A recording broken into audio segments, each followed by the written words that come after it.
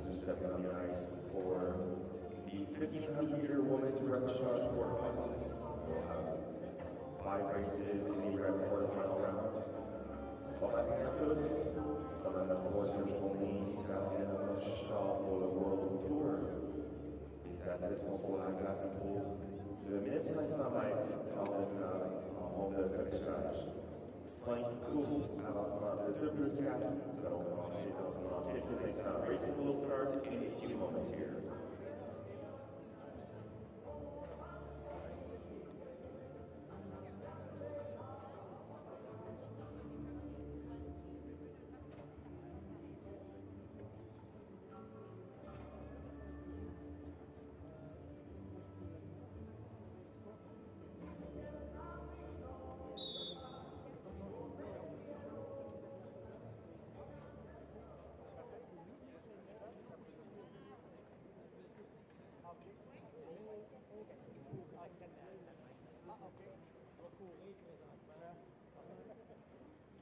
Go to the start. Ready.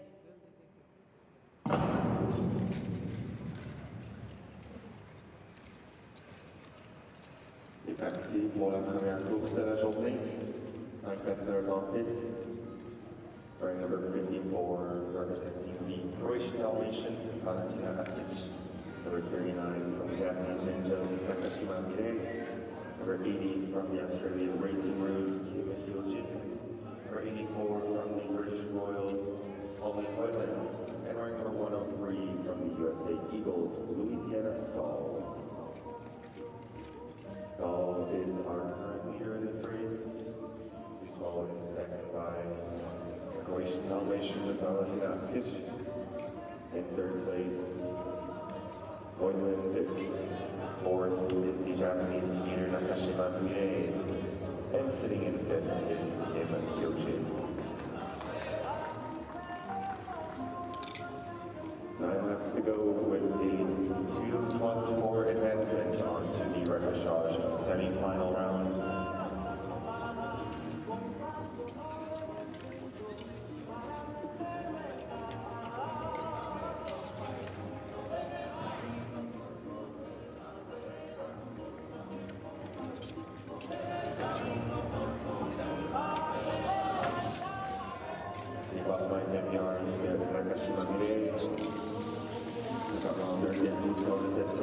Louisiana Stahl on troisième. Moving by the inside, trying for luck is Holly Hoyland, but well defended by Stahl from the USA. Our leader is Valentina Askic.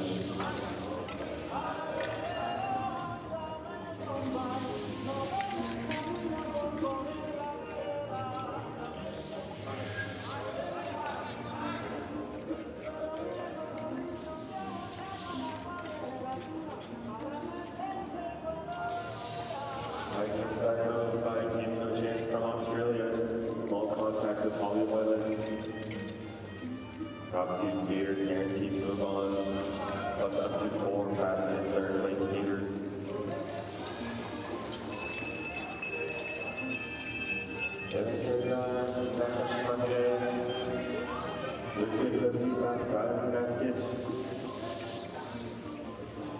Those 2 skaters unofficially moving on to the rep semifinals.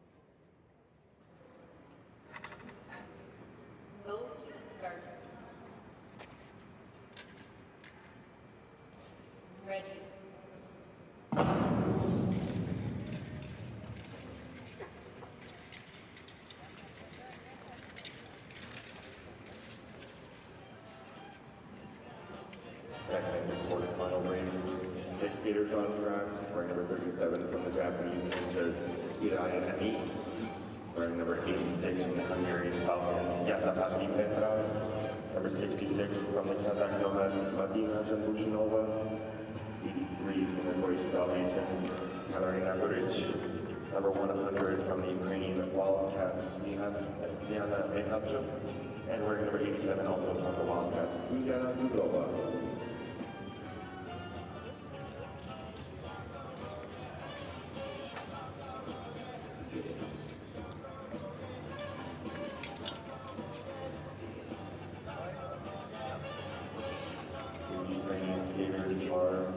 Our leaders 1 and 2 right now is Ugrova out in front, followed in second by Repechage.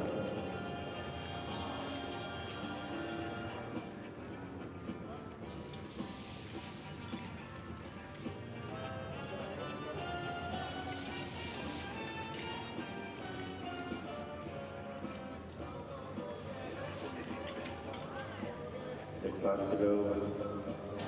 The great Wildcats, 1 and 2. In third place is Katarina Buric. In fourth place is Yasapati Petra.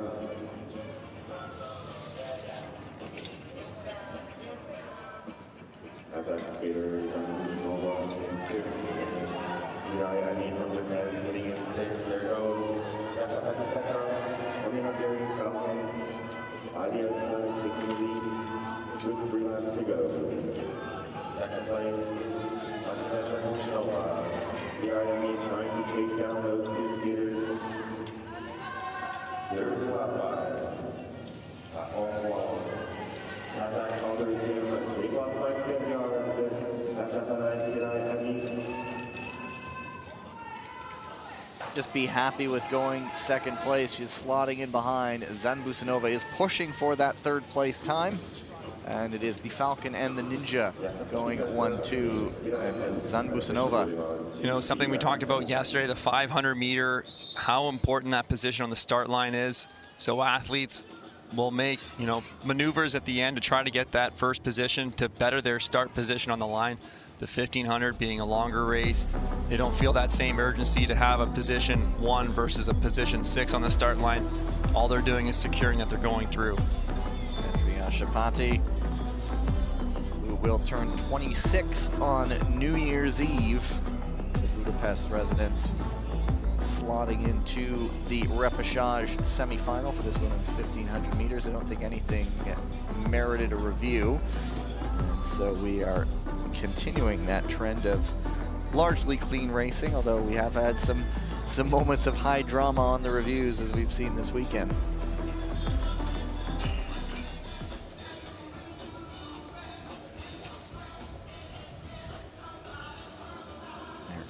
Hirai. We can get access to a pretty good bio document of all these skaters, and just seeing Hirai on the screen right now, she lists one of her hobbies as hot springs. And if you've ever been to Japan and been able to soak in an onsen, I highly recommend it, because in my mind, it is a life-changing experience of relaxation.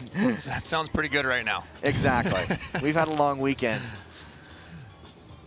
There's the results confirmed. Yashapati and Hirai. Janbushinova will now watch and wait. It's up to 4 of the 5, so all going to plan, and if all clean racing, then one person in third would be left out. There's the next heat. Gabriela Topolska, Zoe Deltrap, Gwendolyn Dode, Maya Somodi, Liamid, and Olga Tikhonova.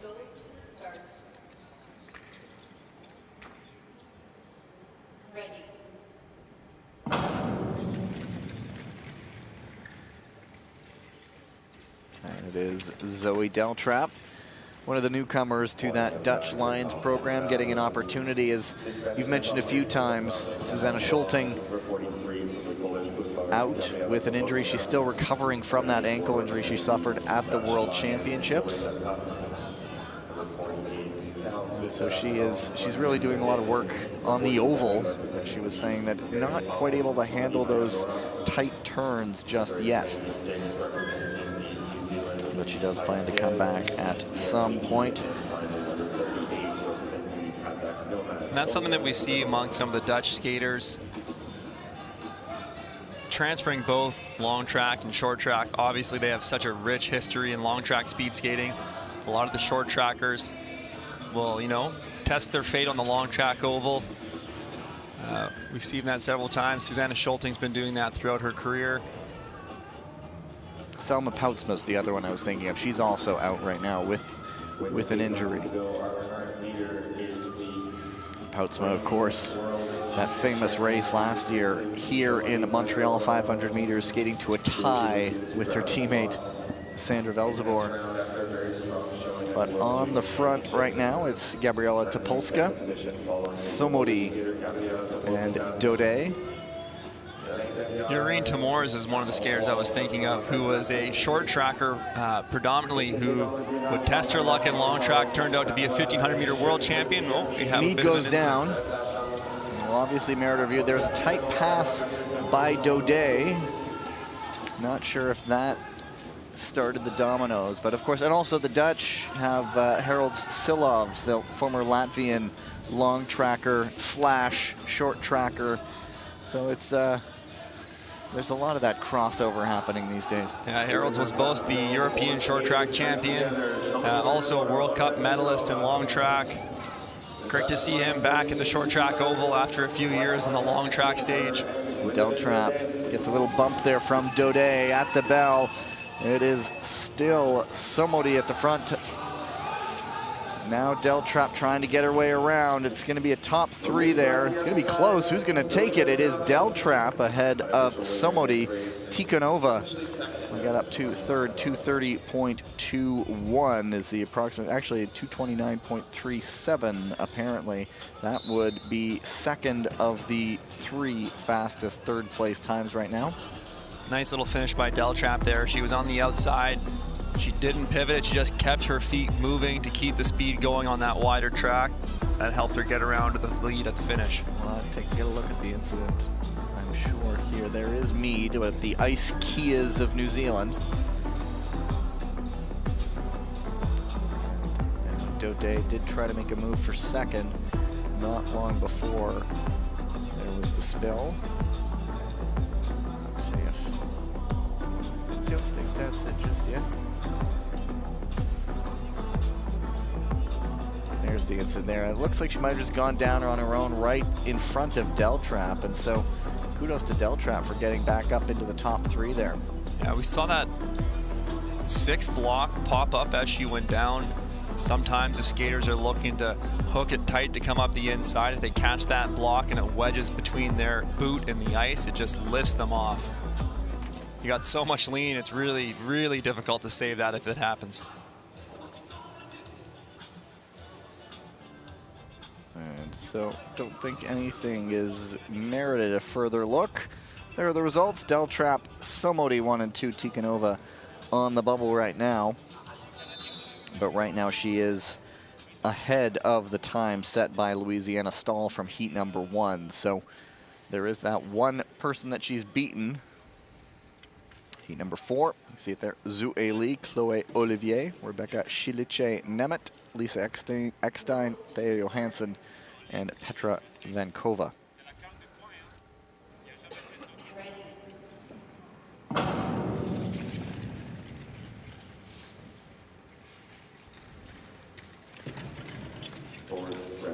So we talked about it a little bit yesterday. The skaters in the following heats, you know, they're watching the races go by. They see the first races happening. They're paying attention to the times. They know what the standard is. If they're going to be kind of on a bubble, you know, some of the skaters, they all are very familiar with each other. They know who they're paying attention to. They know who the stronger skaters are, where they may slot in that field, and they'll base their strategy around that. So some of the skaters, they may feel, okay, I'll be challenging for that second and third position because there perhaps is one more dominant skater in the race. They may want to push that speed a little bit just to give themselves a buffer to allow themselves, if they're in position 3 and not position 2 at the line, that they'll still qualify through to the next round. It's Eckstein on the front. Of course, if you do a lot of the work at the front, that's going to cost you more energy. She was 36th in the 1500 at the World Championships, was Eckstein. And now it's Chloe Olivier on the front. the Canadian-born French rooster behind her, Rebecca Silice-Nemeth, 25-year-old from Jászberény in Hungary. That's east of Budapest. I think we said that a few times throughout the weekend. So we have Olivier here, Canadian-born. Brendan Corey, Canadian-born. I think was it Pigeon? Pigeon as well. There's another one. Who else was I thinking of here? Well, we have a couple of the Irish Wolfhounds, the McAnuff brothers. Yes. The joys of multiple citizenship. But and if it spreads and grows this sport, and you see a guy like Brendan Corey picking up international medals, we know that kind of attention that brings. Silice-Nemeth on the front now, turning the screws a little bit. Chloé Olivier matching her. Zue Li coming around. Going all the way around the outside, trying to make it stick to the front, and she is able to do it. Vankova trailing the top three. It is Zhu in front with a little bit of a margin. Silice-Nemeth, Olivier battling for second and third for the automatic qualification spot. It's comfortable for Zhu. Silice-Nemeth comes in second, then 2:27.47. That is one of the faster third place times we've seen. So Chloé Olivier might be feeling pretty comfortable right now, as comfortable as you can be with one heat still to go.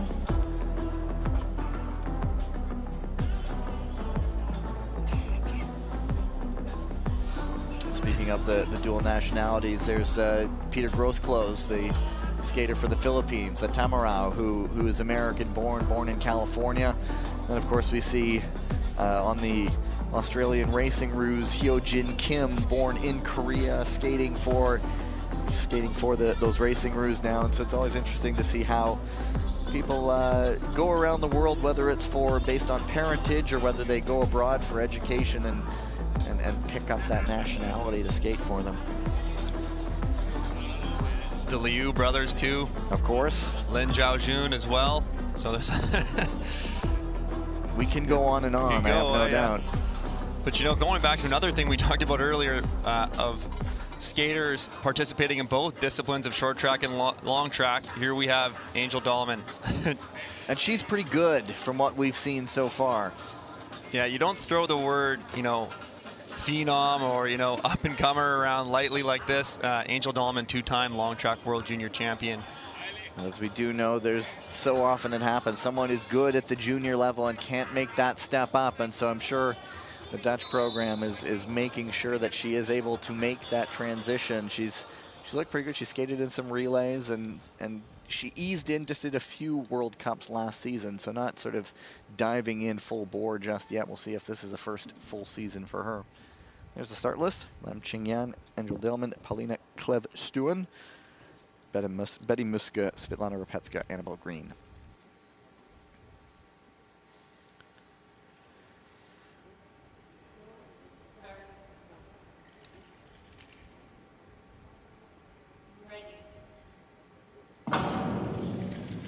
Something with Angel is just she's so talented across the board in short track and long track. She really has to be careful with her season because her events can stack up so quickly when you're participating in both disciplines. You kind of got to pick and choose and time them because you still need to make sure that you're peaking so that you're in the best condition possible for the most important events on the season.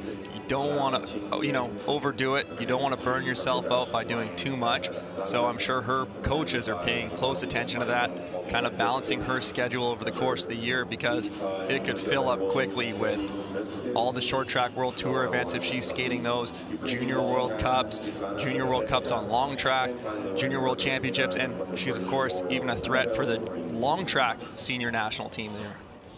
Burnout does happen, and so just imagine is I order you to go to that beach and relax for a little while. And as still a junior skater, that's a big load to carry. Absolutely. You see who you're up against and you want to get there as quickly as possible, but you can't on the ride to the top, you have to enjoy the view a little bit and can't rush your way up there, otherwise burnout, as you mentioned. Yeah, burnout, injury. It's hard. Yeah, you don't want to, you know, she has a tremendous career ahead of her. You don't want to burn yourself out young. Now, Lam Qingyan of the Ice Chilins on the front. Betty Muska slotting into second.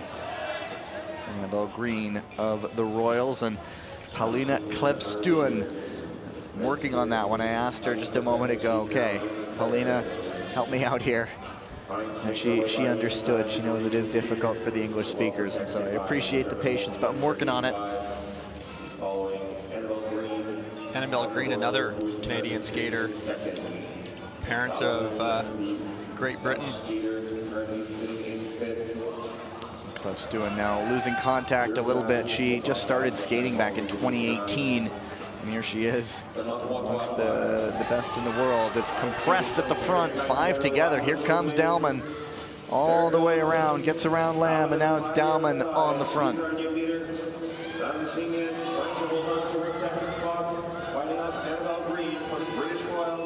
And at the bell, she's really made this one her race. Mature from her, just waiting for her moment to strike and then jumping away to take this victory. There will be an incident under review, and it looks like it's Lamb coming in just ahead of Muska for second, but a 2:42 time.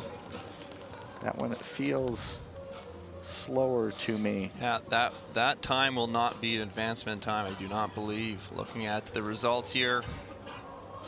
And I think that might be it. Yeah, Louisiana Stahl had been on the bubble all the way back from heat number 1, and she may have gotten enough to press into the repêchage semifinal. And the green dot in the corner, the video review goes away. That's been cleared, so nothing meriting a further look there. So results will stand. And yeah, in fact, without any advancements, all the 4 fastest third-place skaters do move on, and for Betty Muska, it is not her. It was the top 4 heats, and we'll see them pretty quickly because the men's 1,000-meter repêchage quarterfinals coming up in just a few minutes, and then it is the women's 1,500-meter repêchage semifinals. So quick little rest for them, and as we've spoken about it a few times, Tyler, that recovery, and then once again priming for those races. Yeah, quick turnaround. So the men's 1,000 to go, then we're going to see these women back out here for the next round of the 1,500-meter repêchage. Very short break for them. But, you know, they're using these first rounds a little bit for some of the stronger skaters as a bit of a warm-up. So if they're managing their energy, we didn't see any blistering fast races. They'll be feeling warmed up and ready to go for the next round. It's not even 3 minutes of exertion, so you would think that they can recover. They've done this once or twice. I'll tell you what, I've skated a lot of 1500s in my life, and that is it can be a painful race. It's a lot of burn once you're starting to pick up the speed, I imagine. Yeah, absolutely. 1,000-meter men's repêchage quarterfinals. There's the start list. Roberts Kreuzberg's world rank number 7 in this distance. This may be a bit of a surprise to see him here, but that's why they have these repêchages. And there's Theo Collins, a couple of Wolves, and Wesley Park of the USA Eagles. Ready. See Ben Jung in here of the German Wolves. He's been skating strong throughout this weekend. Surprised to see the rank in this event of 123rd. So I think he's going to be looking to improve on that this season for sure. So Kreuzberg's on the front trying to refine some of that past glory. Just 2 years ago, almost to the very day, he picked up a win in the World Cup on the 1,000 meters. And last year we've spoken, he was shut out, and so a revival of sorts perhaps underway here. Kreuzberg's leading the way. Well, Kreuzberg's has not taken this race lightly. You see him taking command of this race. He's keeping the speed going at a strong pace here. You know, something that we often talk about in short track is there's no race as important as your next race, the one that you have right now. You can think about what you want to do later in the day, hitting that podium, but none of that can happen until you get through the next round, right? You got to go one race at a time. You can't look too far ahead. You have to secure your spot to the next round. And there is just one automatic qualifier from each race. First placed moving through at a maximum of 3 fastest skaters out of 7 heats. So small margin for error if you finish second, but Kreuzberg's very comfortably through there. A mature race for him. Yeah, absolutely. He wasn't taking any chances, as you mentioned, with the first place skater plus a maximum of the 3 fastest seconds. Not taking any chances. That's a smart skate. Finishing behind him, nothing was getting reviewed there. There's Wesley Park of the Eagles. We've spoken about that core of younger U.S. men starting to come up and build. Start to finish for Kreuzberg's. And 1:24.083 is now the time to beat for second place by Wesley Park. Theo Collins there came in third, so he will not move on. But Kreuzberg's knows he's through.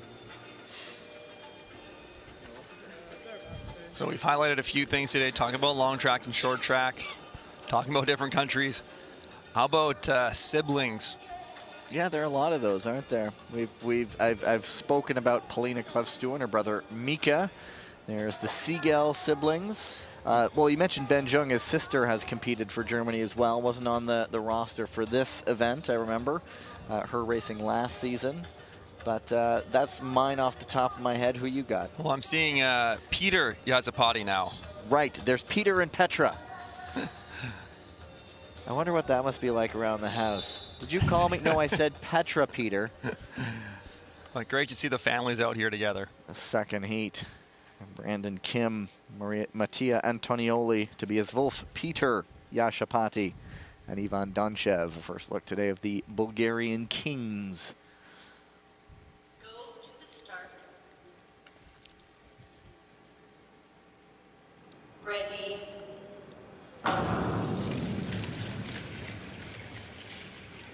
A mad dash into the corner, not quite as intense as the 500 meters, where that first position is incredibly important, but it is still important here. Yeah, in the 1,000 it does help out. It can be if your strategy is more of a racing from the front, if you're starting 5th on the line, that can present some challenges. You may have to do a little bit of extra work to get to the lead, and it's all about managing your energy. You don't want to expend too much energy to get to that front, because that will cost you later in the race.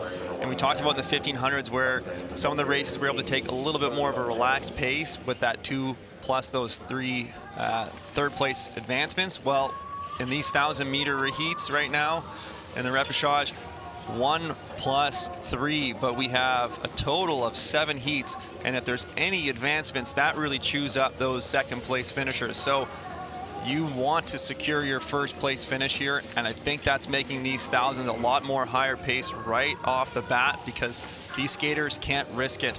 There's not that, you can't rely on that second place finish to get you through, and we're seeing these skaters push it a lot quicker in these 1,000 meters. It is Mattia Antonioli, a vastly experienced skater. Speaking of skaters in their latter half of their 20s, he's 28 years old, a man from Northern Italy, and there's a spill at the back. And it is the youngster from the United States in the end, sneaking through, Brandon Kim. Smart race by Brandon Kim there. Antonioli did so much work on the front, and Kim then comes around and pips him at the line. Antonioli did everything he could there. I think he was pushing the pace, but Brandon Kim just having the strength to power through with that outside maneuver at the end.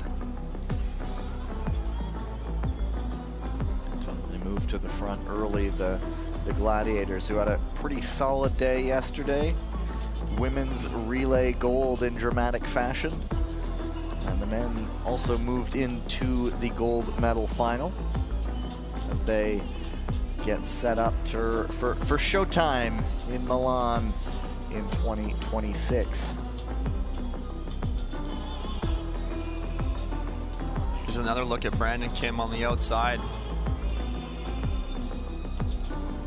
So nothing was reviewed, and so 1:27.533 for Antonioli in second place. That puts him behind the time set by Wesley Park. So the current third place standings are Park and Antonioli.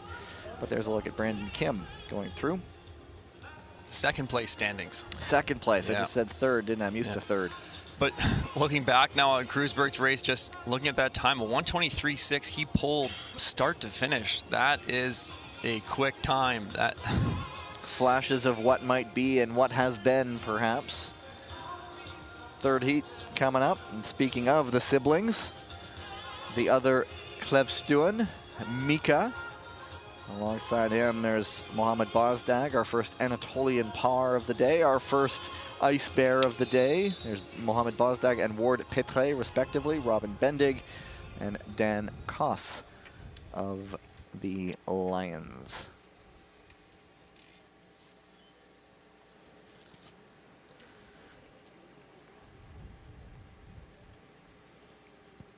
Go to the start.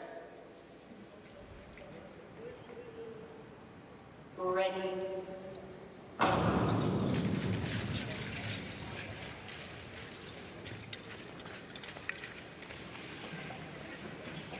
And it is Koss moving right up to the front. Of course, if you're seeing the name Koss, my instinct, of course, is to think of the great Johan Olaf Koss. Different color. That one wore red. This one wears orange. Yeah, the great Norwegian. Also, I believe there was an extra S in there on the last name. This one only has one.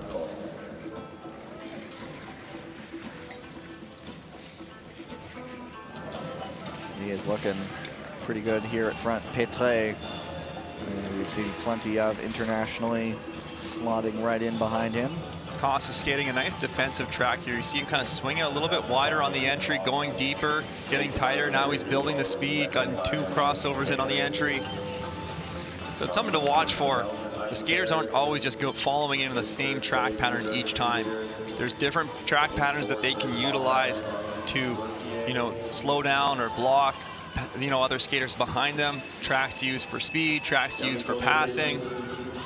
And at the bell, it's Koss Petre breaking away from the field, and nice defensive work by Koss to hold off Petre, and it will be Dan Koss taking it. He doesn't turn. He turns 22 in February, and goes back to one of our earlier discussions. He did start on the oval as a kid, but he says he didn't go fast enough and he liked short track better. So here he is, not a bad return. 127.61 is potentially Petre's time, and that makes him the third of the third fastest times out of 3. So talking a little bit more about track patterns there, you might be thinking, well, the best track is to skate tight in, tight out. That's going to be the shortest distance, but that's the heaviest on the legs. It's hardest to maintain your speed. And when you do a track pattern like that, that leaves the opportunity for skaters to pass you on the outside. So we see Koss here coming down the straightaways, generally pretty tight. Sorry, down the straightaways tight, swinging out on the entry, having a little bit of a wider entry, and then he's able to maintain it tight on the exit. And that kind of helps him keep his speed going by utilizing the wider track on the entry, but staying tight on the exit. So you're kind of shifting, you're looking at the blocks, you're just shifting yourself off the blocks. There you have the results. The clock now for Ward Petre, and he's the first one really on the bubble right now with the third fastest time with only 3 moving on and still 4 heats to go. Heat number 4, skaters already on the ice. We have our second look at one of the golden stars of Latvia, Reinas Berzins, Benson Ogradi of the Hungarian Falcons, Jerkebulan Shamukanov, Furkan Akar of the Anatolian Pars, and Tarik Omeragic, the representative from Bosnia and Herzegovina. Berzins, who, there he is, has some international medals. So just for reference, the 1,000-meter men's world record is a 1:20.87 set by Hwang Dae-han, who we saw at the World Championships, but not here this weekend on the World Tour. Such a difficult team to crack in the Korean White Tigers. Front-loaded team. Go to the start.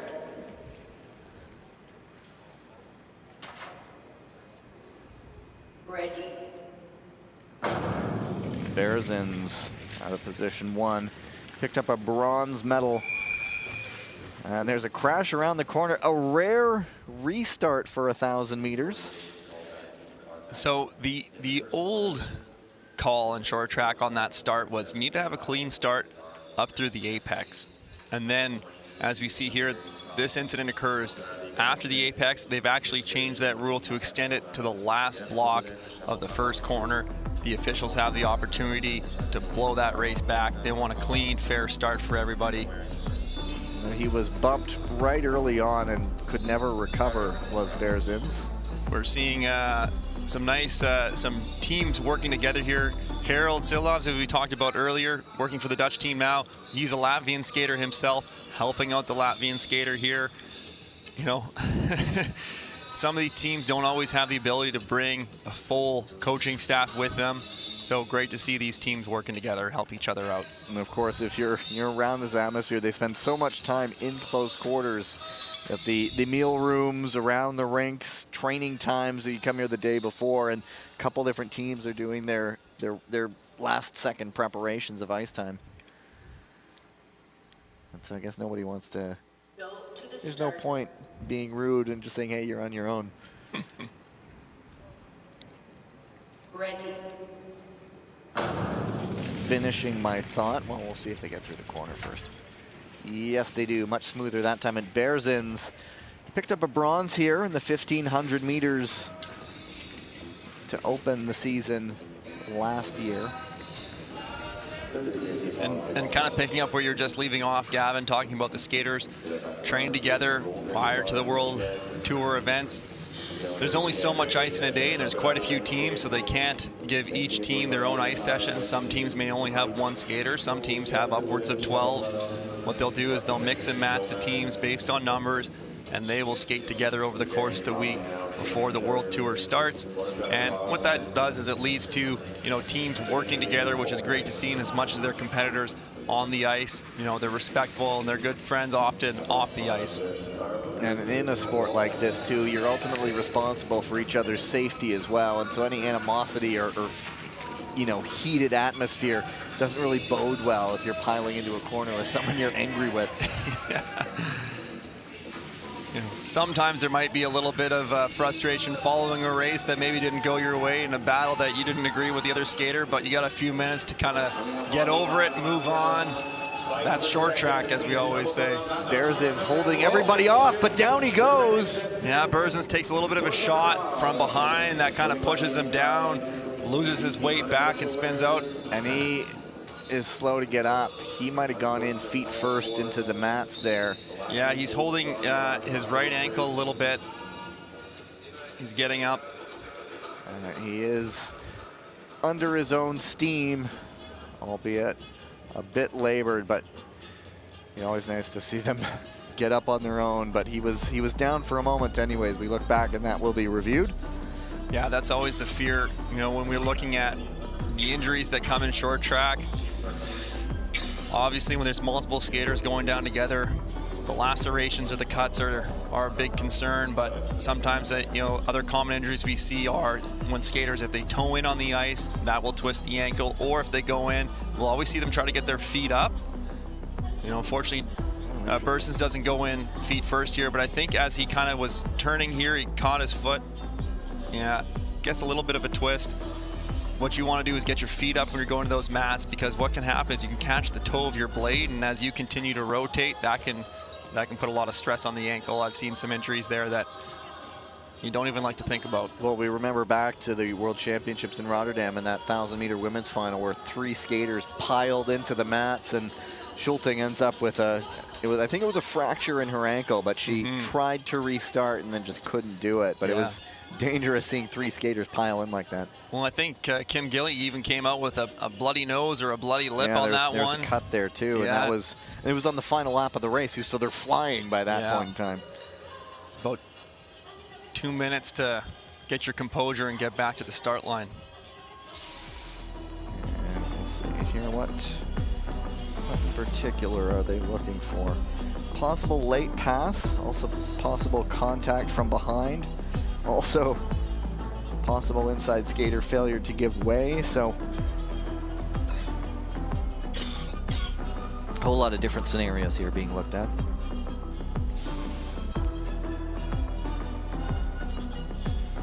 So again, if there are any advancements, all that third place chatter right out the window.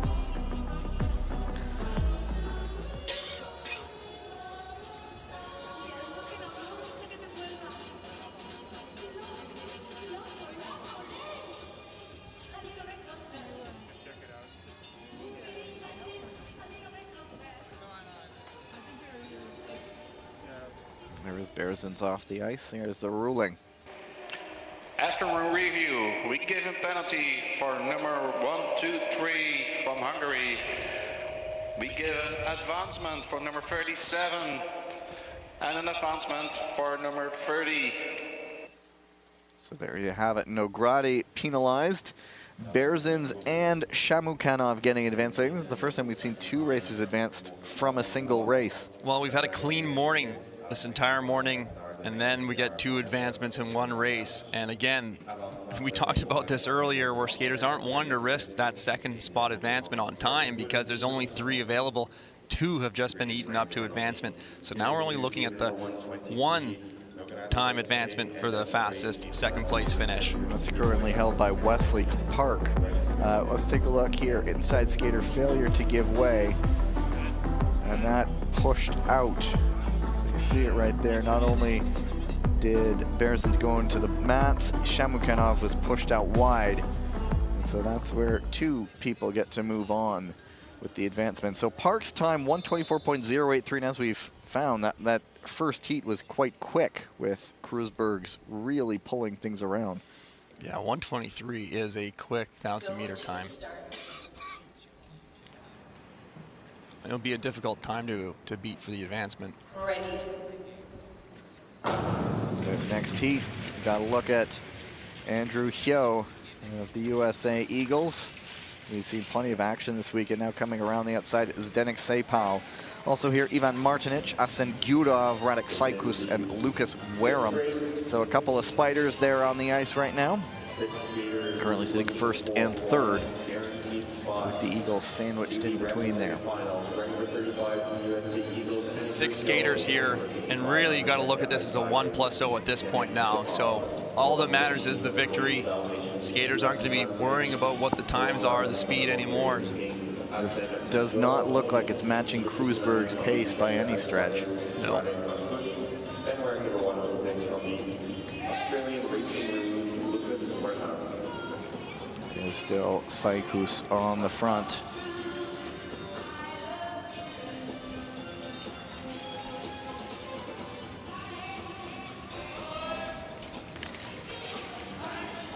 And now it's 1-2 for the Ice Spiders as Sepal makes the move on Hyo. Sepal's been skating quite well. And now all the way to the front. Let's keep an eye on Andrew Hyo. But Hyo fights back up into second at the belt, now on the inside, goes outside to inside. Nice move from him to pass both the Ice Spider skaters, and it looks like Hyo will be taking this one. Tidy from him. I think that's just showcasing the versatility of Andrew Hyo right there. Nice smooth outside pass, carries that speed, looks up, sees he's got an inside opportunity, sneaks it inside, going outside, going inside, and making it look calm. He does look like a very composed skater. Doesn't seem much urgency out there. Well, I think that's usually something that we see with, you know, older, more experienced skaters. It's great to see that composure in such a young skater. Let's keep an eye on him. He's really, I think he's going to be one to watch this season on the World Tour. He's already been one to watch this weekend. Take a look back for a shining moment there. The Ice Spiders were 1-2, but late in the race, Hyo goes outside to pass one, inside to pass the other, and then skates his way to victory.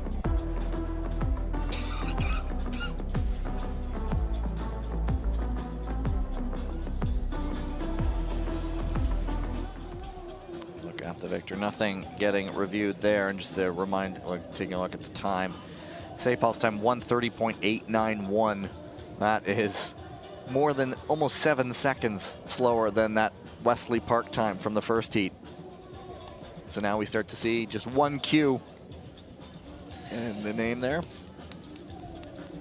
So So it really is. Unless you're going off on an actual absolute flyer in these last 2 laps, you really need to win the heat. Yeah, to beat that one, was it the 124 is the second place, 124.0?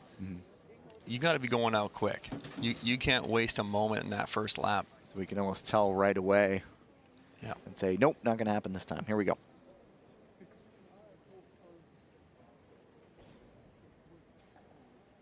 Looks like we may have an issue, so there we are, and we're good to go. Go to the start.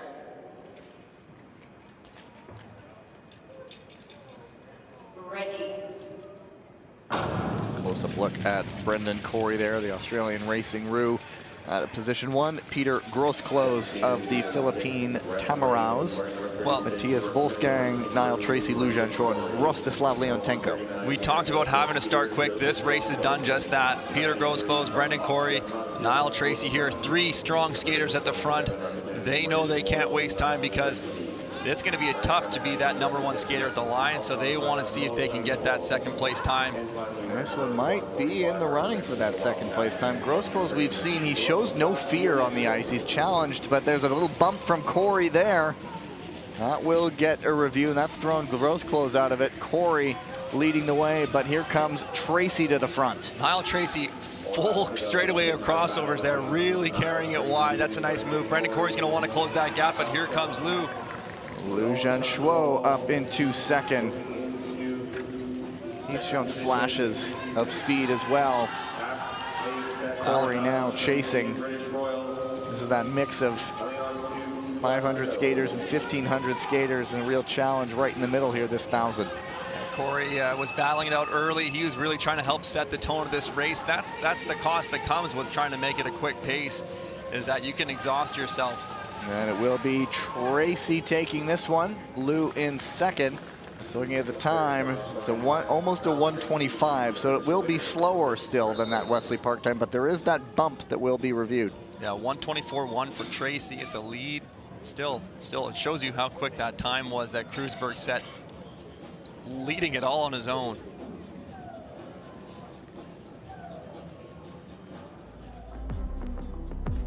Back. The bump did happen on Grosclose, and so let's see what in particular is looking at, whether it might have been a racing incident or something else. They're saying it's a possible arm push, and then that might be it right there. And so, interesting look at it. That sort of also sapped a lot of the speed out of Corey's legs. Saw him yesterday in the 1,500-meter final.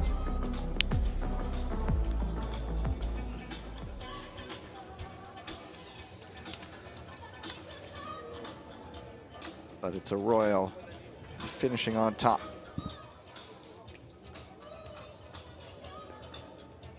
It can be tough sometimes because the way the repechage races shake out based off of, you know, the previous preliminary rounds, the difficulty of skaters or the caliber of skaters that you may get in some of the races don't always match up to the other ones. So that last heat that we saw was quite stacked, because we have skaters that can find themselves in A finals here this weekend, battling it out in the repechage already. Nothing determined, nobody getting penalized, and so now Tracy through, and still at 1 3rd place spot belonging to Wesley Park. 1 2nd place spot. Old habits die hard, my apologies. 2nd place, 1 spot available. Well, you know, Gavin, traditionally we usually see it's a 2+, you know, advancement. So generally the 1st and 2nd skaters are typically safe.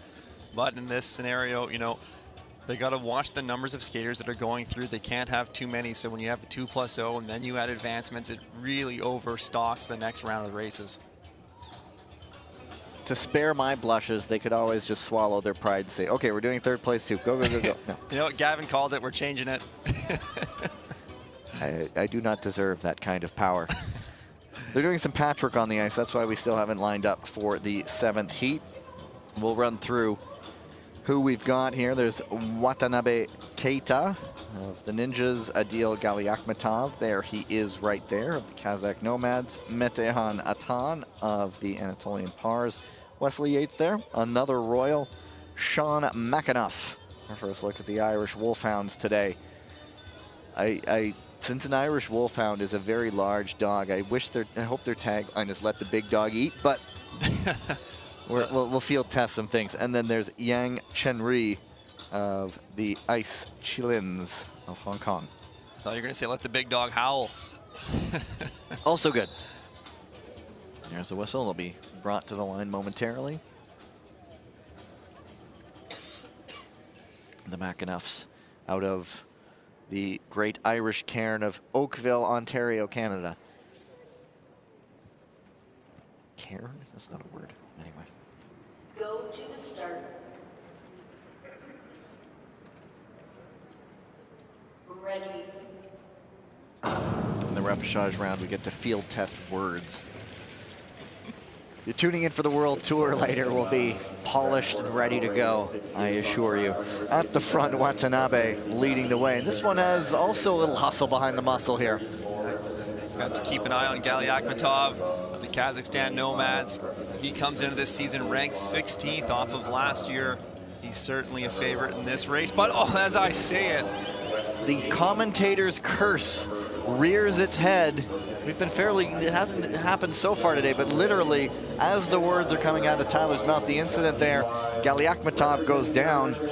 Watanabe still in front. It's really a shame to see that for that skater. You could tell that Gali Akhmatov was doing his best to position himself well towards the front. He felt he could take this race, but opens the door now as Yang Chengri up into second. Atan taking a look around the outside. And this is something that the skaters, they're noting that he's gone out because they predicted him as being one of the heavy hitters in this race that they had to pay attention for, and now it really opens the door. Rare we see a review cleared in the middle of a 1,000-meter race, but there's the green dot. So this is a race for the win here. Watanabe Keita of the Japanese Ninjas coming under challenge by Atan. Can he make it stick on the inside? He makes it hold. Nicely done for him. And he'll take it first over the line. Well done, Atan there. Nice late move. Watanabe, he was taking that race out from the front for the most part of that race. Maybe the fatigue was catching up with him on that last stand. Couldn't keep that speed going. Not only snuck up the inside, did it just in time so that he could handle that corner without taking himself out of it.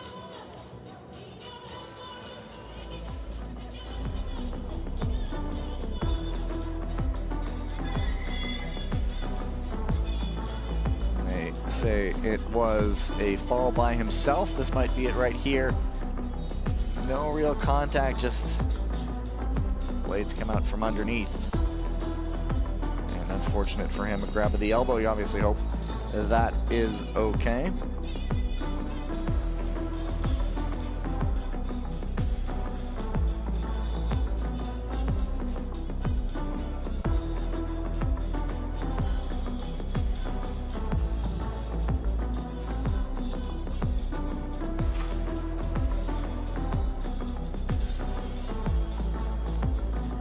Coach giving the nod of approval there by the Anatolian Pars. Moving into the repechage semifinal, so not long for him to recover. He'll be back out for those repechage semifinal. That comes after the women's 1,500-meter repechage semifinal. As the lights go down, that means break time for us. I believe it's about 15 minutes or so. We will be back with you shortly. Grab a break wherever you may be around the world.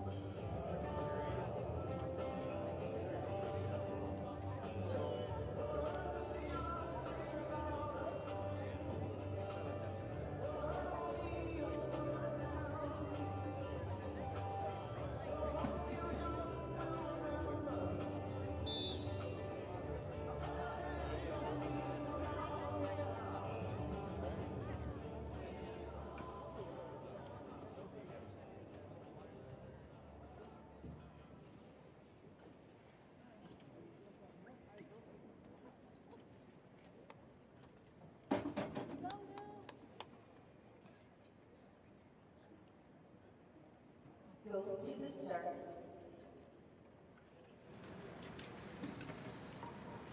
Ready.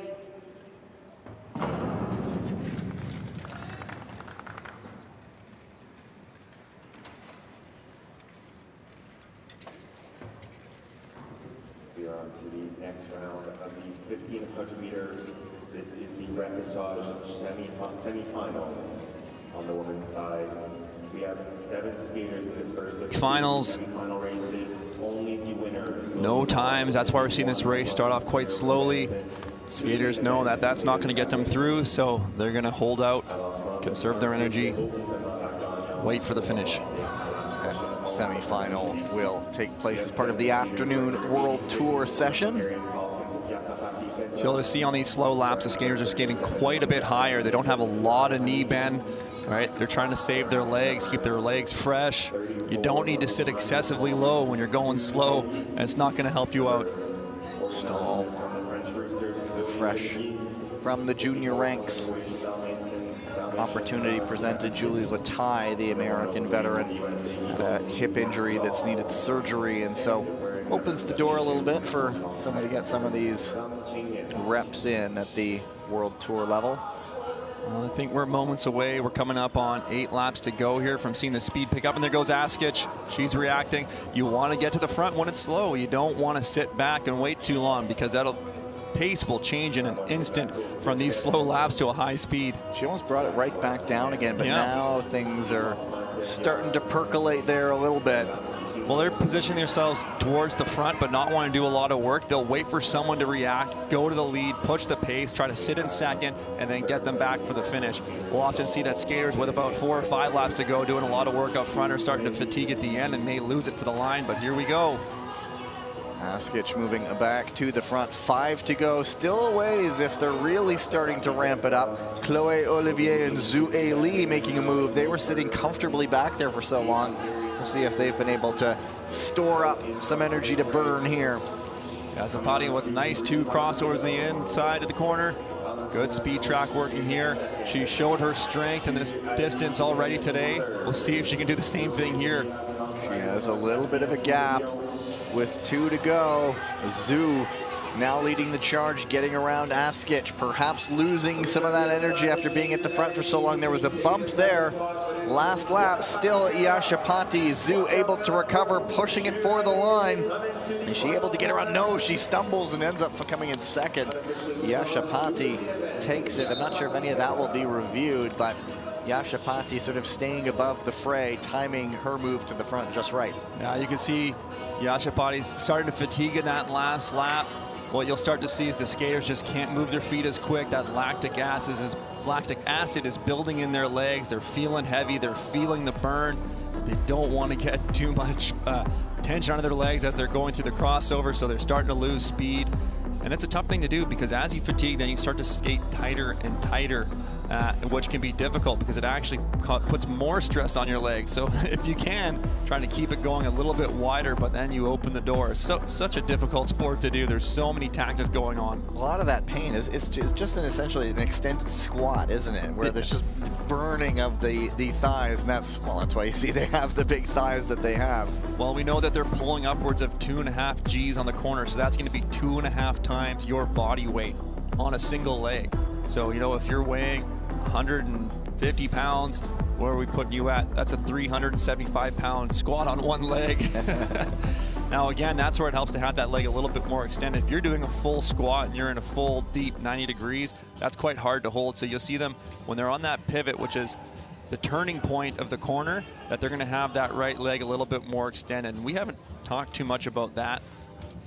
You'll see at that apex of the turn, which we typically refer to as the middle block, but if the athletes are changing the track, they may have their apex just before or just after that turn, but you're going to often see them completing that pivot on their right leg. You want your outside leg. You're more stable there on your left than your left foot. There is the confirmation of the results there. Yashapati through, and a whole lot of repetition of flags. There's 2 Nomads, 2 Falcons, 2 Lions, and a Ninja as they line up. There's 7 skaters on the line going for that one spot.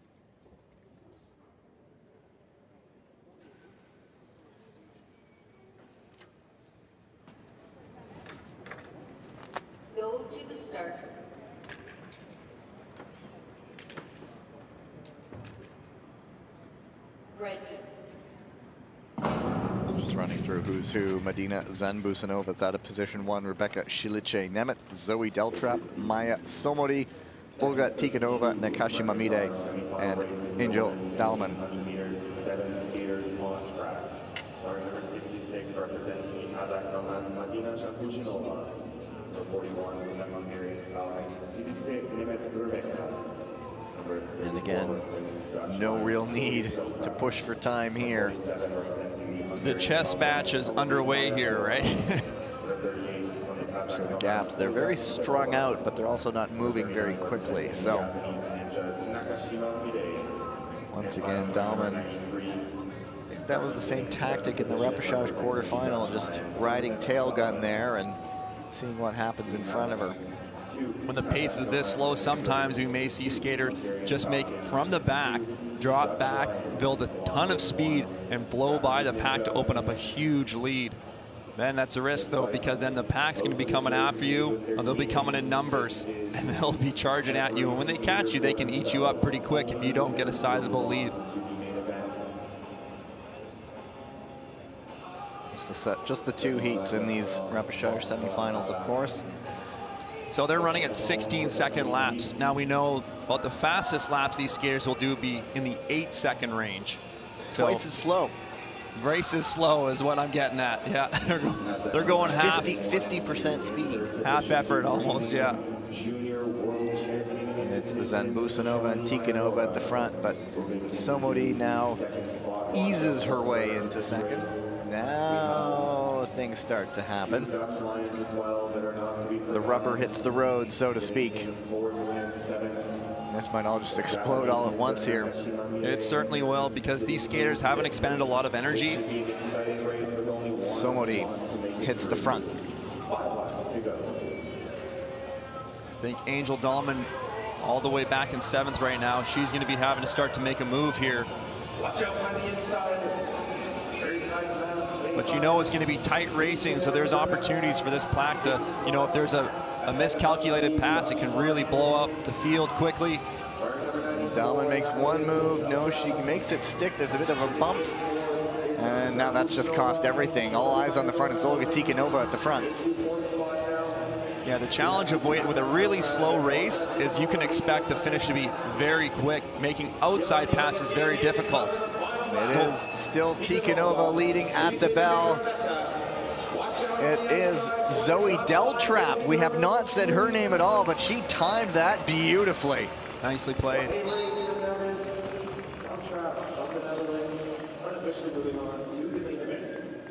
See Dalman hitting the brakes after that one.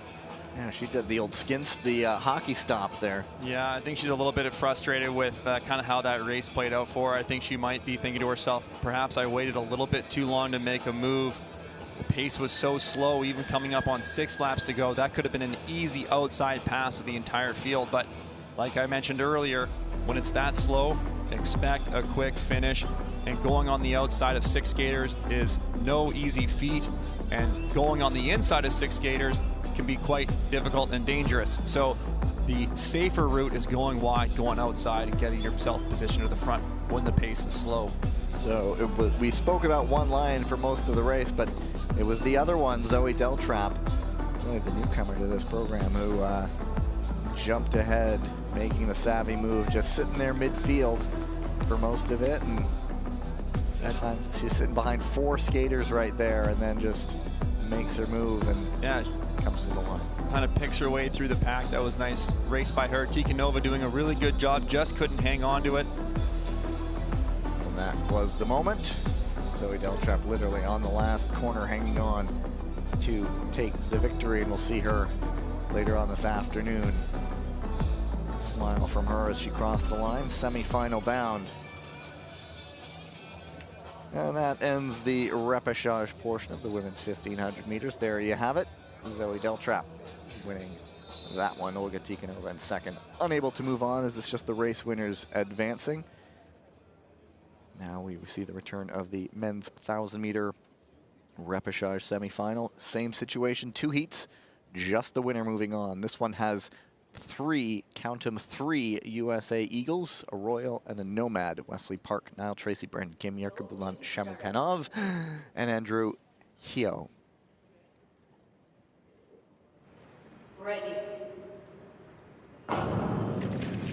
Almost an American trial situation here with 3 American Eagles in this race. Though these skaters will know each other incredibly well. They likely skating together almost every single day. They know each other's strengths. They know each other's weaknesses. They're training partners, likely friends, working together to improve themselves. But now they got to put all that aside, put it down in this race to try to make their way through. Chasing one spot. We can also add relay teammates. We saw that when they have that last session before competition starts, the Thursday, they're all doing accelerations together in a line. And so, yeah, like you say, they're probably pretty familiar with each other. But right at the moment, Niall Tracy leads the way. There is one video review that's going to be underway.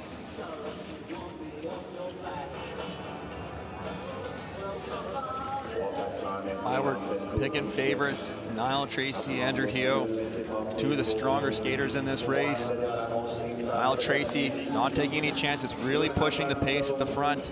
We saw that a little bit from him in the previous round. Call this a progressive tactic here where he's owning the lead, each corner trying to build some speed, make it more challenging for the following skaters. Shamukanov now chasing at the bell, but that really slowed things down. Niall Tracy with a gap.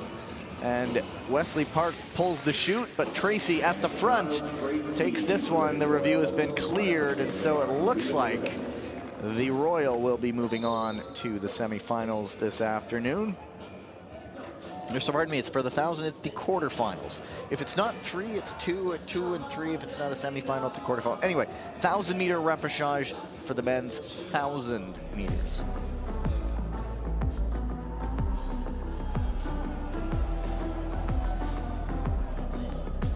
Tracy gave up a little early and then makes the move. And once he was in front, he really never looked back, did he, Tanner? No, he did not. Never really faced much of a challenge either. He just skated his own race and pulled away late, too. Look at the shoulder there, just to confirm it. And so another clean race. Again, I think the debrief of that race for Niall Tracy, that went to plan for him, but for a skater who that race probably didn't go to plan for was Andrew Hio. He was sitting back, relaxed, and kind of biding his time, but it just, Niall Tracy pushing the pace up front, making it very difficult. So that's why sometimes sitting in the back can not always be the best strategy. Comes back to bite you there. And there you have it. Tracy moving on. Heat number 2 coming out as Roberts Krusberg's pair of golden stars. We'll see if they're both on the ice. Yes, they are. We know Rainis Berzins looked like he picked up a bit of a knock, but he's going to give it a go. Roberts Krusberg's is in position 1. Dan Koss of the Dutch Lions, and then a pair of Anatolian pars. Furkan Akar, Metehan Atan. Once again, 1 place for the quarterfinals this afternoon. Go to the start.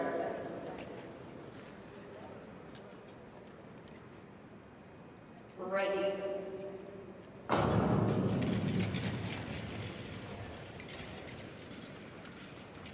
We saw the speed Krusbergs threw down this time, last time. This time, rather, he is in 3rd right now, not able to take the lead right away. Yeah, Don Koss wanting to own the front of this race. We saw how that benefited Niall Tracy in the previous race. And the Golden Stars both trying to move up. Berzin sort of squeezed in there, not able to do it. It's Krusbergs taking looks around the outside. Berzins is still trying.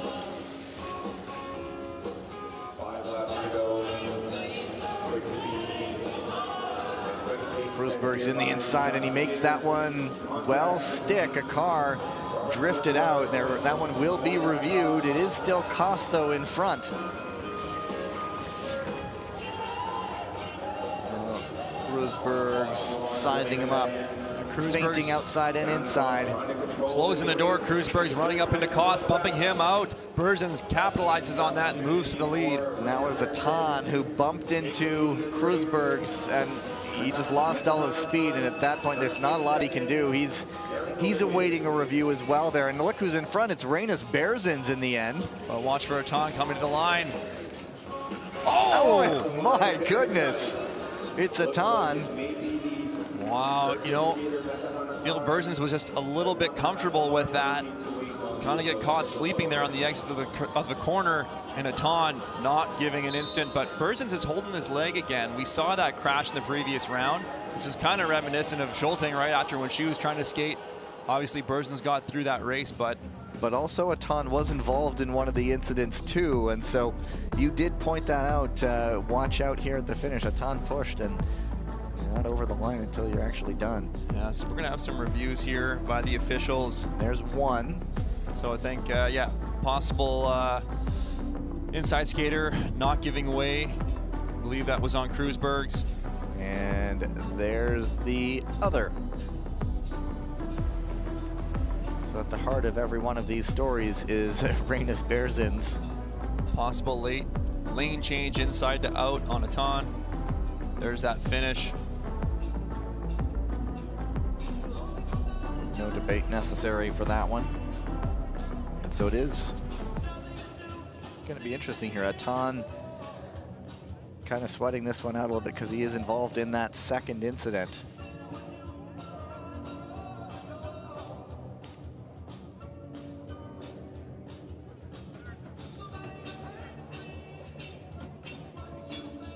And in this instance, it does say one moving on, but if there are any advancements, those are also included. They just find some space. That's right. On the start line. That's a look at number one right here. Was he in front? There's a bump. You can see Kreuzberg too had quite a bit of speed. He actually is putting on a little bit of a brake there with his left foot to make sure he doesn't run up too heavily on Don Koss. We've seen Kreuzberg's throw the shoulder around. We know how strong he is. And there's the other incident, the bump. Maybe from behind there. Yeah, I think Kreuzberg's was still in the lead with his shoulders here. We see that bumps him all the way out, gives way for Berzins. The officials in the video room doing the yeoman's work. Appreciate their efforts. The short track has always had this element of reviewing results. They've all important work being done to confirm that everything is correct. Yeah, it's so difficult to see things at race speed. It's critical that they have these video reviews to ensure that they're making the right call, the right decision.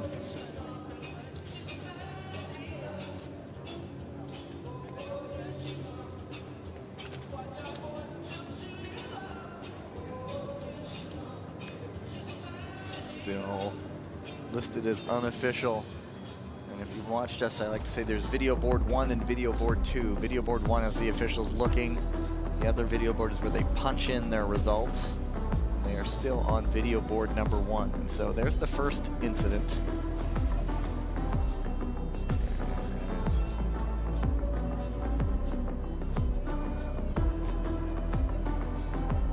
It's one of the Italian gladiators who took a bump from Kreuzberg's, but they were just shoulder to shoulder was the ruling, and it was just deemed a racing incident. But Kreuzberg's took the bump and barely broke stride, so we know how strong that guy is. And Kreuzberg's elbow kind of bumped Koss there. That sent him out as well. See it again here. And that's the second incident that pushed Kreuzberg's out wide.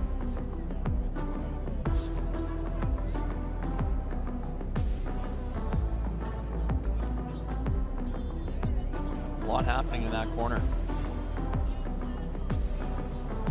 This is taking about as long as the women's relay final from yesterday. I think what they had 4 incidents to look at.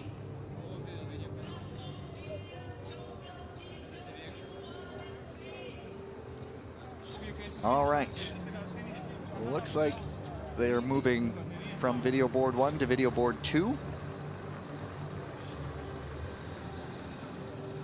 So we will get an announcement shortly. If nothing is handed out, they don't make an announcement. We'll just see the results go up.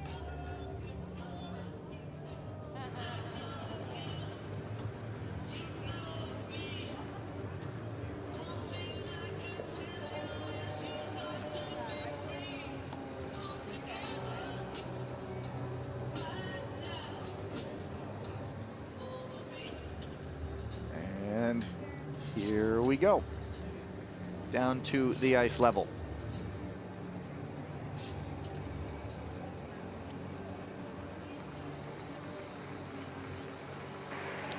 After a review, we get a penalty for 95 from Turkey and an advancement for 19 from Latvia.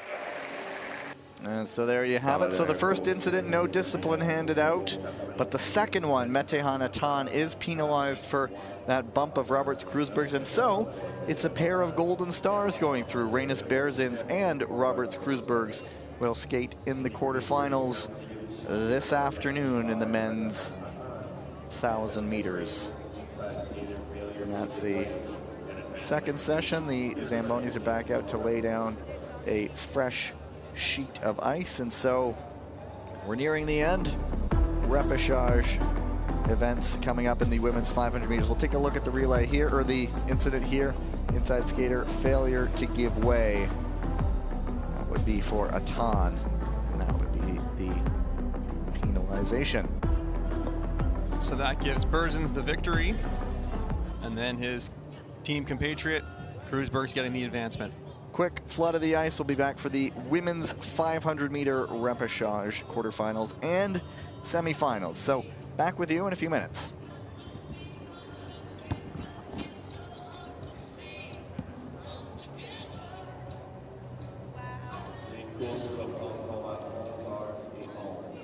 Racing will resume at 11 a.m.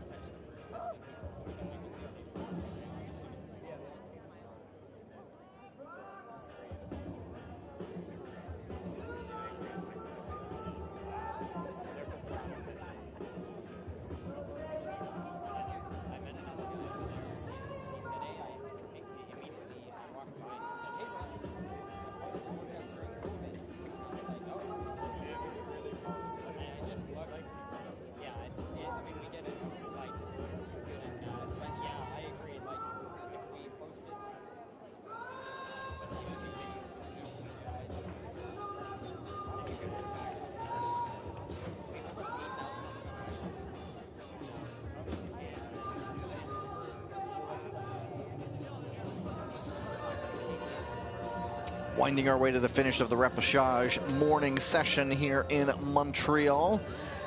500-meter repêchage quarterfinals and semifinals still to come. So quarterfinals, 6 heats. First placed skater from each heat and up to 4 of the second fastest skaters move into the repêchage semifinals. See the start list, a couple of gladiators, a couple of nomads, and a racing roux.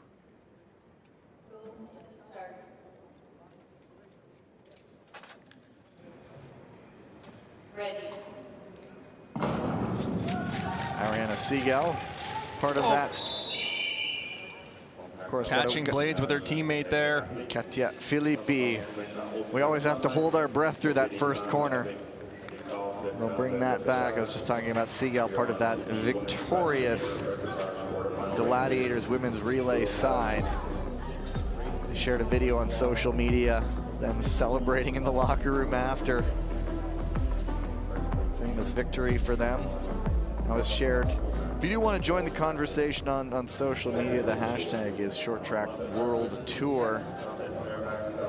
So of course, feel free to check out. If you might be, you're probably watching this on YouTube as we speak, so you know well about the ISU skating YouTube channel. Canada's got a lot going on right now. Skate Canada, if you're a figure skating fan, is underway in Halifax on the East Coast.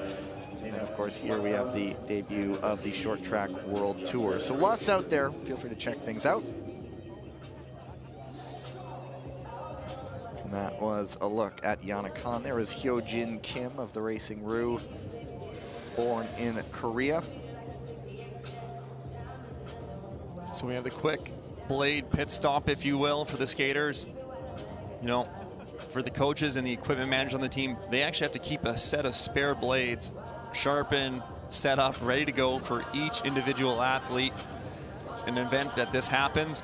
And then if they do make a blade swap, they have to go check that original blade, make sure they get it fixed up, recorrect the bend, make sure they get a nice edge on it again, and put that back. I always think of things like airport security, scanning, checking in, all those extra blades going through the luggage and the X-ray. Of course, I imagine it's not in carry-on, so it's probably not a problem. Anyway, Siegel back out on the ice. Looks like everybody's blades are in as close to tip-top shape as possible.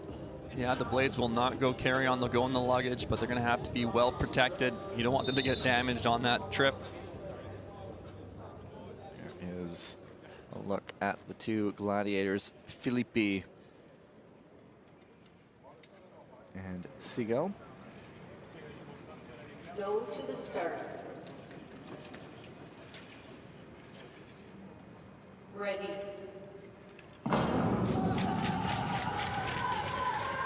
And this time everybody's safely through. It's Siegel leading the way, followed by her teammate pretty much as we were on the start line. So naturally you think that in the 500 meter, it's just this all-out speed race, but what we see is skaters being, you know, cognizant of their acceleration, seeing who's around them. Sometimes when they win the start, they may even just kind of relax a little bit in the corner in that first turn, allow the skaters behind them to bunch up a little bit. Yana Khan making a move on Siegel right before the bell. That's going to get a review. And it is Filippi leading the way. Zeynep Kumarkin of the Kazakh Nomads coming in second place over the line, but that one will get a review. So if you were looking at which gladiator would win the race, I think odds on it would have been Siegel, but Filippi crossing the line first.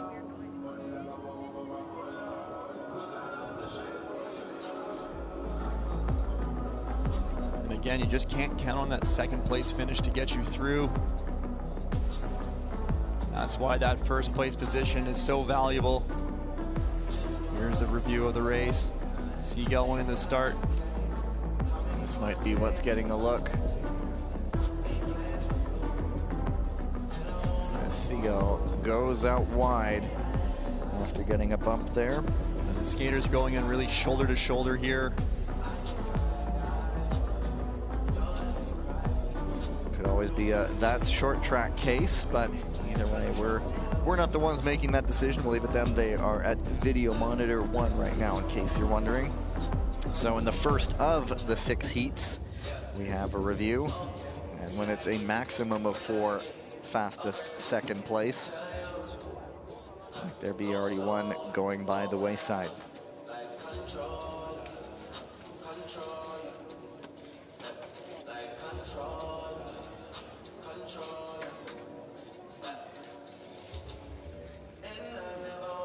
Katia Filippi just turned 22 about 8 days ago.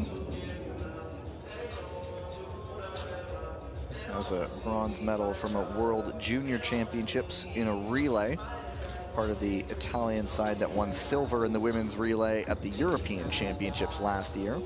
2020 Youth Olympic Games representative. Anyway, here's the announcement down on the ice.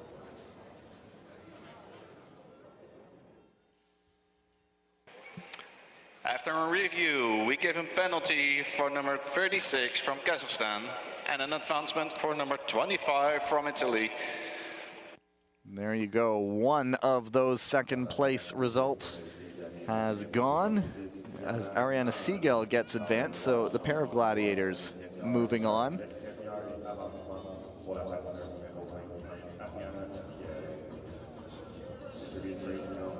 So the next heat has been pulled off the line for the moment. And so here is the incident.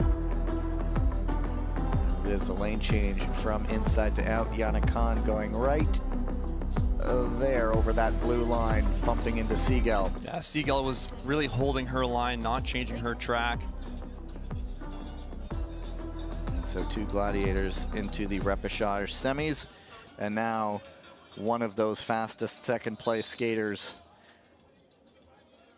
will not be moving on. So now it's down to a maximum of 3. Second heat now, coming up to the start line. 5 skaters.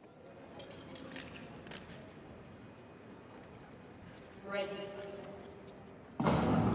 It's Petra Yashapati, Jung Chutong, Lisa Eckstein, Leah Mead, and Valentina Askic. Yashapati getting a lot of racing in this morning. She'll be warmed up for this afternoon. And we've seen both the siblings, Petra and Peter. Leah Mead losing contact. We did see her involved in a collision. She's just looking down at her blades. I'm not sure if she's feeling it this one. Anyway, Yashapati at the front and Zhang. Valentina Askic trying to hang around. She's also been racing a lot today already. Zhang looking comfortable in second here. Maybe eyeing the finish on Yashapati. And it's Yashapati taking it ahead of Zhang. I don't think that one's going to merit a look. No, looked like a clean race. And as we're kind of monitoring the times, the first race, second qualifying time at a 45.1. Not a blistering pace. We're seeing already quicker times here, so we will see if Kamara Khan's time will hold up. She will be sweating that one a little bit to be sure, because she's already lost one of those spots as Siegel was advanced, and now Zhang has been faster than her. And so it's now when it's really a maximum of 3, and she's sitting second out of 2. Well, but we never know. Never know what's going to happen in the next 4. That's why we do these. And of course, short track is particularly unpredictable. But you do know Yashapati moving on to the repêchage semifinal in the women's 500 meters. Heat number 3 has another Falcon. Barbara Samogi will be starting in position 1. There are a pair of British Royals, Holly Hoyland and Annabelle Green, Tineke Dendulk of the Belgian Ice Bears, and Paulina Klevstuen of the Norwegian Vikings.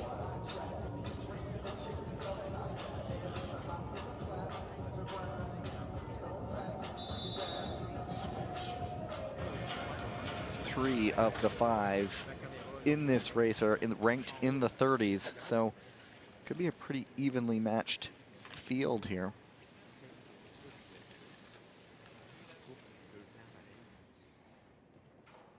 Go to the start. Ready.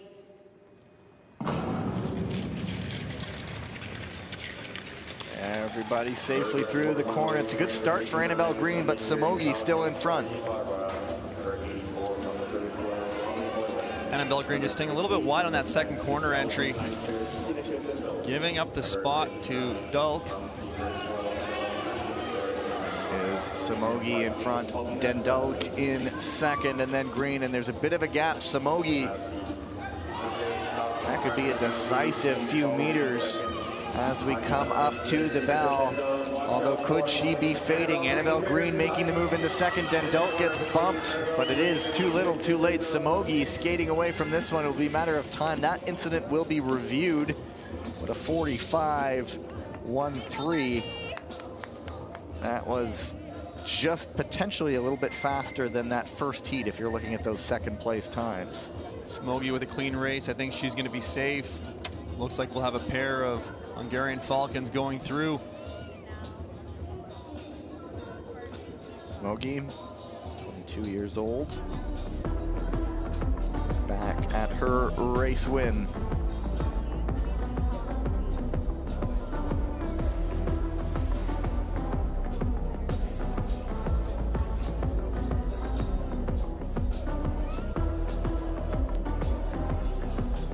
Results last year, Samogi were in the 500 meters in Gdansk. There were 2 500 meters on the World Cup circuit.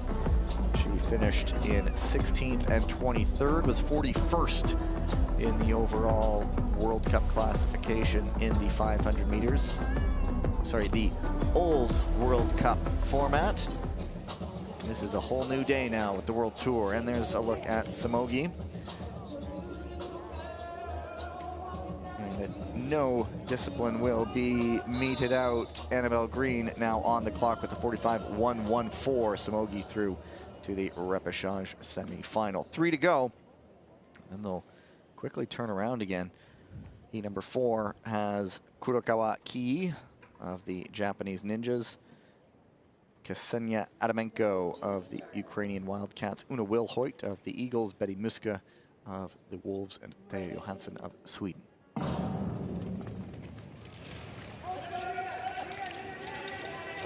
It's Kurokawa in front.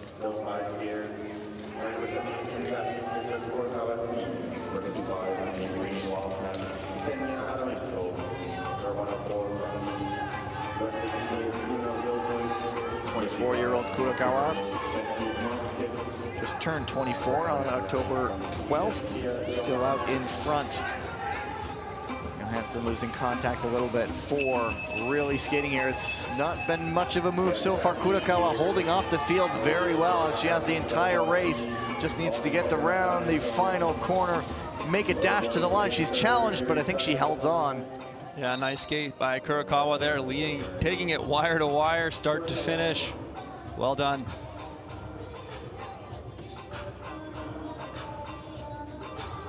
Kurokawa,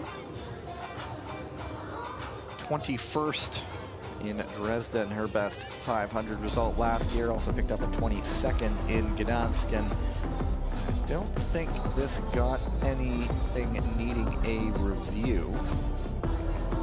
And so I think she will count herself moving right along in the 500 meters. That is the 5th of 6 heats.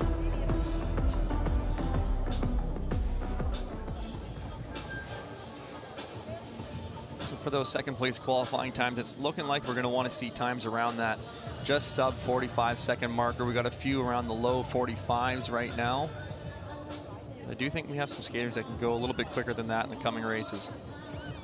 And there it is, Kurokawa. This one not fast enough to move on. The 45.303. The current bubble time for the second place finishers is Zeynep Kumarkin, 45.184. That was back in heat number 1. So there's a look at heat 6.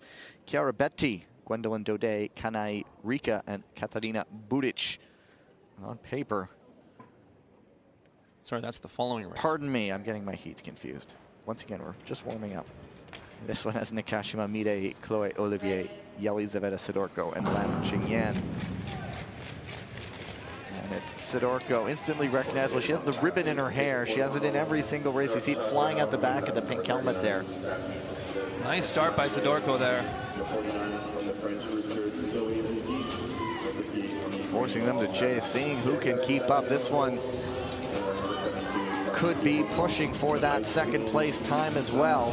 I like the way that Sidorko is really extending the exits of these turns, getting lots of crossovers long and out, shortening up that straightaway.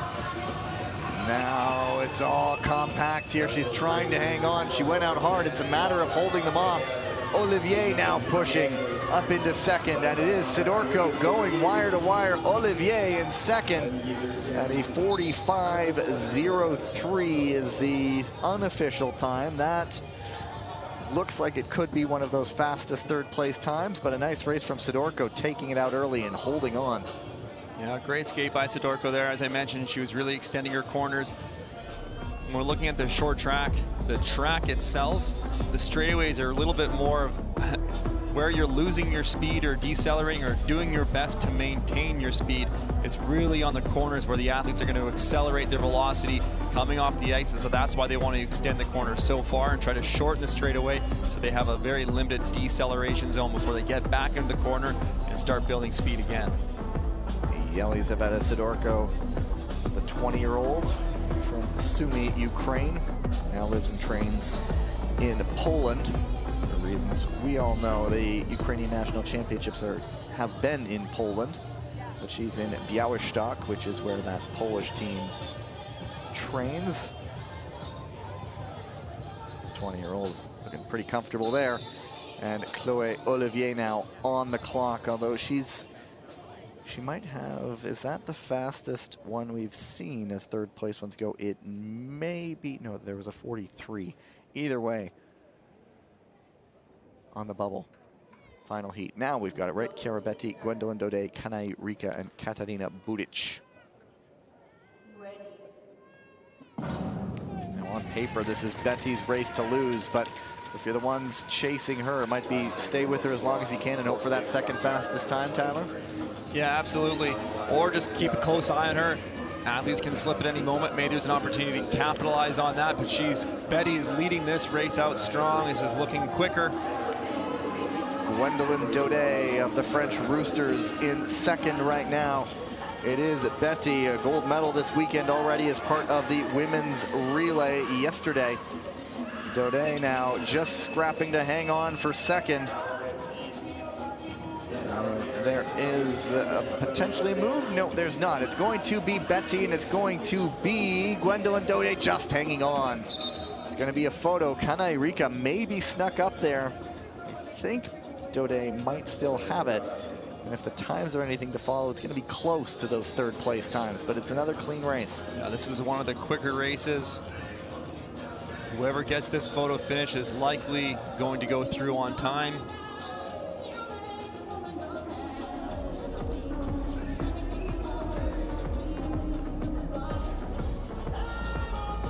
Look back, and it was Betty following the form book, jumping to the lead and inviting her challengers to see if they could beat her, and nobody could.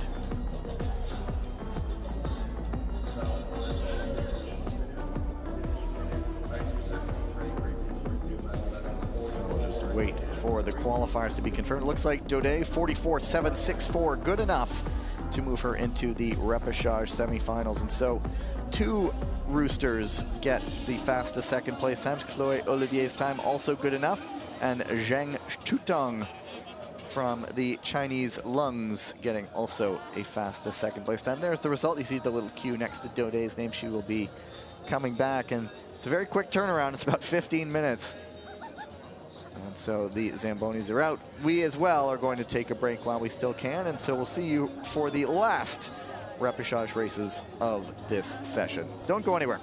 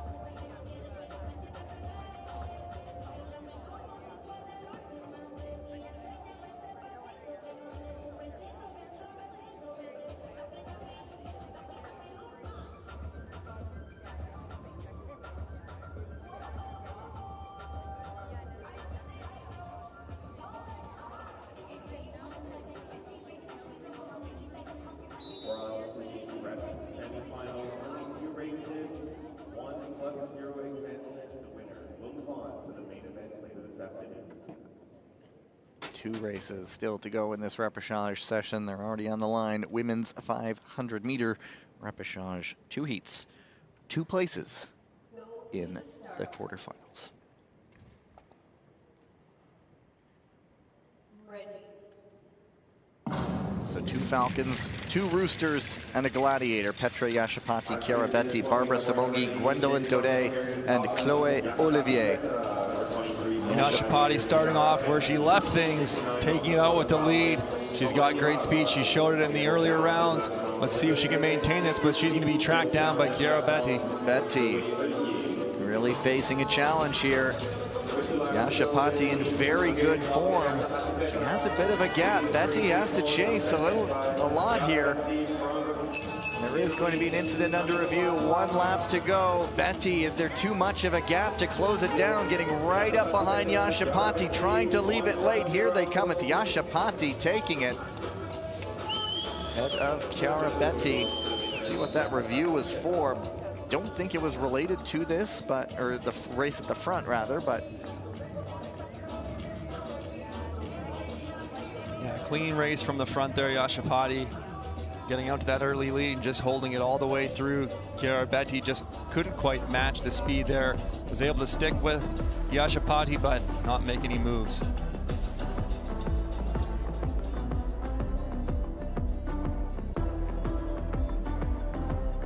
So Yashapati doesn't have an official rank listed here on our 500, but she just took out the 12th ranked skater in the world, so maybe a surprise offer here, maybe a bit of a shocker here coming up this afternoon. The dark horse, that's the word I'm thinking of. Yes, bit of a dark horse, but Yashapati's been looking strong this weekend. Solid couple races here for her.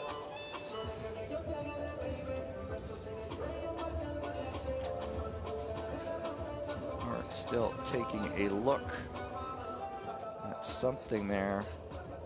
Yeah, I think it's a inside skater fail, they say, right there. Not sure if that would have been. They're far enough behind that I'm not sure if it would have counted for an advancement, but that's up to them. Yeah. There was quite a bit left in the race when that happened, so one could argue they could have closed that gap.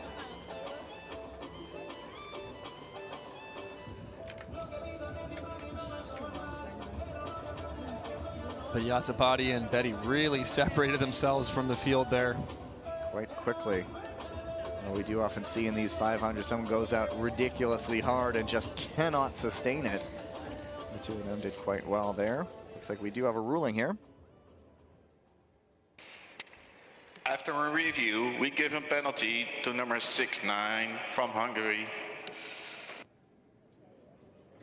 So there you have it. Barbara Samogi is penalized, but that doesn't affect the 1 spot moving on. There is not an advancement made. So Yashapati, the only skater going on.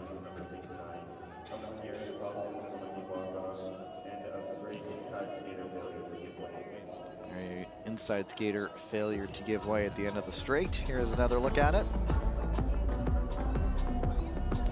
And bump. Yeah, there you go. She just didn't have the advantage going into the corner. Tried to stick with it, but too little too late. And in the second heat, Zheng Chutang of the Chinese Lungs, Yelizaveta Sidorko of the Wildcats, Katya Filippi and Ariana Siegel of the Gladiators, and Kurokawa Kii of the Ninjas. Let's see if Sidorko has that quick start again. Go to the start. Ready.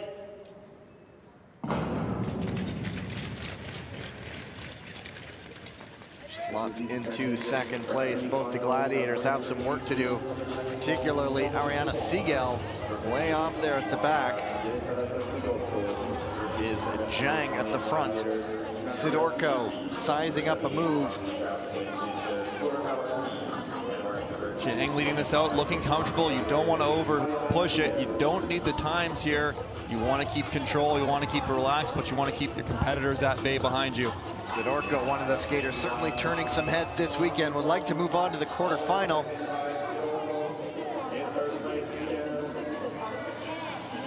Is she sizing up a move? Nope, she can't. It's Zhang comfortably holding on. Not comfortably, but she was challenged a little bit, but doing nice work to block out Sidorko from closing up.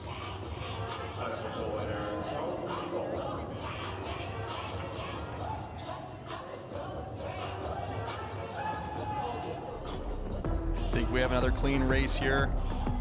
Don't see any markers coming up on the boards. Likely to see the official result quite soon here. And it has been made official on our screens. Zhang moving on. So Zhang and Yashapati we will see later on this afternoon in the World Tour session. Effort though from Sidorko. Good racing from her. All these athletes will have a little break now. They're gonna have to make sure that they get a little rest, get some fuel in their bodies, and come back ready for this afternoon. Not only do they get a little break, but we do as well. There you have it. Zhang moving on. It's the end of the morning repêchage session.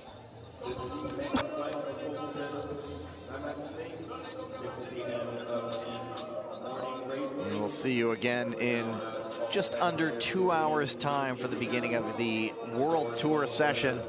If day one was any indication, we are in for an absolute treat. If I can tempt you a little bit, the afternoon begins with the mixed relay final races. There you have the two qualifiers moving on to the quarterfinals this afternoon. So we will take our pause and our leave of you from now. So until this afternoon, on behalf of Tyler Dare and everyone here putting this show together, my name is Gavin Day. Goodbye.